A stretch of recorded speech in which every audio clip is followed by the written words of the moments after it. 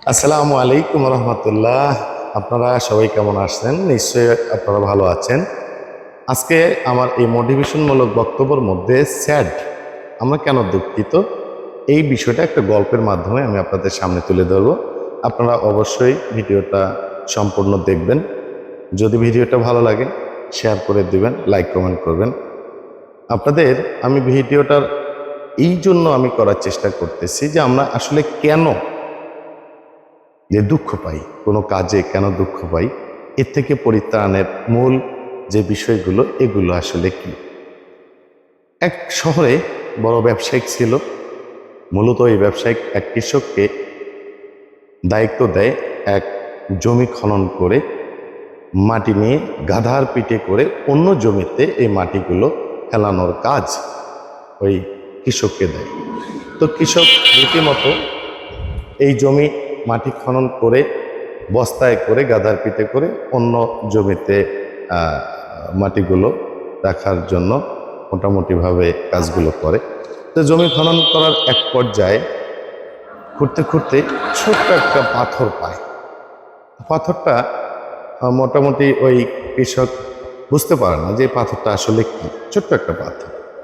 তো পাথরটা নিয়ে ওই গাধার যে ঘন্টা থাকে না, ঘন্টার ঠিক মিডিলে একটা ছোট্ট একটা জায়গা থাকে। ওই জায়গাটার মধ্যে এই পাথরটা বসিয়ে দেয়। ঘন্টাটা ঢং ঢং করে যায়। এখন যাইতে যাইতে প্রতিমধ্যে মাঝে একটা দোকান আছে। এই দোকানের মধ্যে কৃষক ওই গাধা সহ ওই দোকানে বিরতি দেয় কিছু খাবার খাওয়ার জন্য, পানি জল ইত্যাদি খাওয়ার জন্য, চিরা গুড় নিয়ে খায়। তো ওই সময় ওই দোকানদার গাধার ওই ঘন্টার ওই ভিতরে দেখতে পারে ওই পাথরটা চকচক করতেছে। তখন ওই দোকানদার ওই কৃষককে জিজ্ঞাসা করে, এই পাথরটা তুমি কি করো? তখন কৃষক নিঃসন্দেহে বলেছে, পাথর দিয়ে আমি কি করব?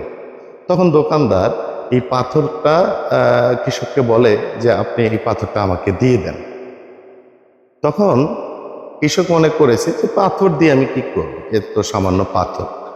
তখন পাথরটার সে বলছে, তুমি কত টাকা দেবে? দোকানদার তখন বলেছে, আমি তোমাকে 30 টাকা দেব। এখন কৃষক সেটা চিন্তা করতেছে যে 30 টাকা না, এটা তুমি আমাকে 50 টাকা দাও। 50 টাকা দিলে আমি পাথরটা তোমাকে আমি দিয়ে দিই।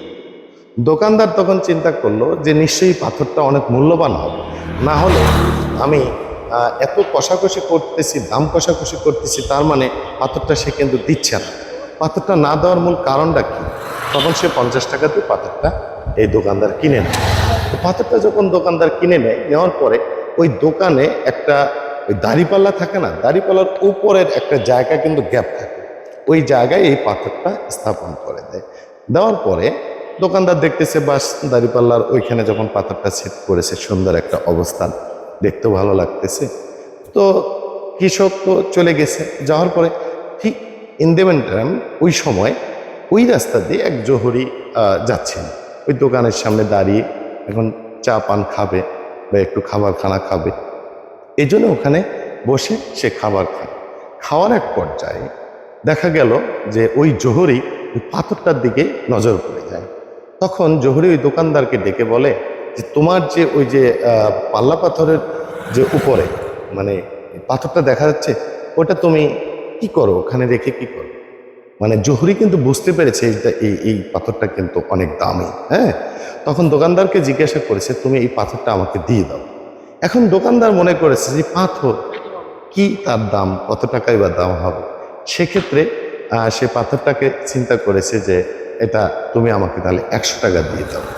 জহুরি এক কথায় সে ছিল দামাদামি করা শুরু করেছে। 50 টাকা থেকে 60 টাকা, 70 টাকা, 70 টাকার উপরে কোনো ক্রমেই জহুরি যাবে না। তার মানে বুঝতেই তো পারতেছেন জহুরি এক কথায় কঞ্জুস।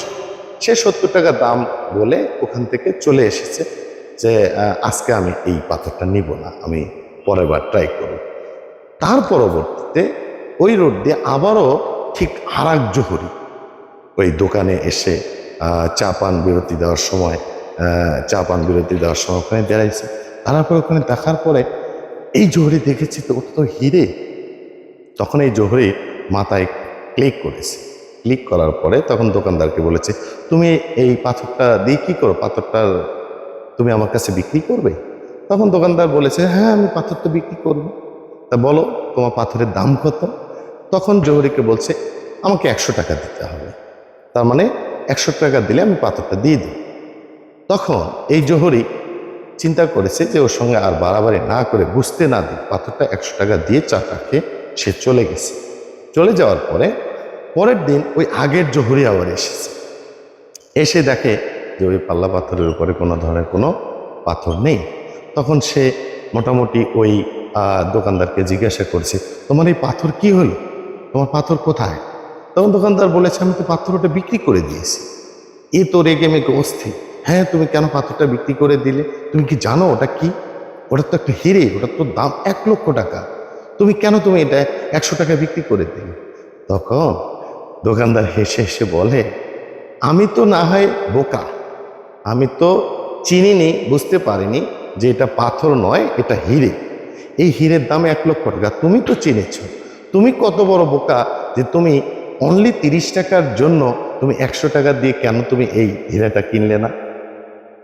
এই এই মোরাল অফ দ্য স্টোরি, আমরা সঠিক সময় সঠিক পদক্ষেপ আসলে নিতে পারি না। আমরা সবসময় কি করি, হতাশায় এবং দুঃখে ভুগি এই কারণে যে আমরা সঠিক সময় সঠিক কিছুর যাচাই বাছাই করতে পারি না। আমরা আমাদেরকে হতাশা এবং ফ্রাস্ট্রেট, যেটাকে বলা হয় যে আমরা সবসময় উদ্গ্রীব হয়ে থাকি, এই উদ্গ্রীব হয়ে থাকার কারণে আমরা জীবনে হেরে যাই। এই জন্য আমাদের যেটা করণীয় সেটা হলো আমাদেরকে হতাশামুক্ত থাকতে হবে এবং আমাদেরকে ধৈর্যের সহিত সামনের দিকে অগ্রসর হতে হবে। ধন্যবাদ সকলকে, ভালো থাকবেন। আসসালামু আলাইকুম।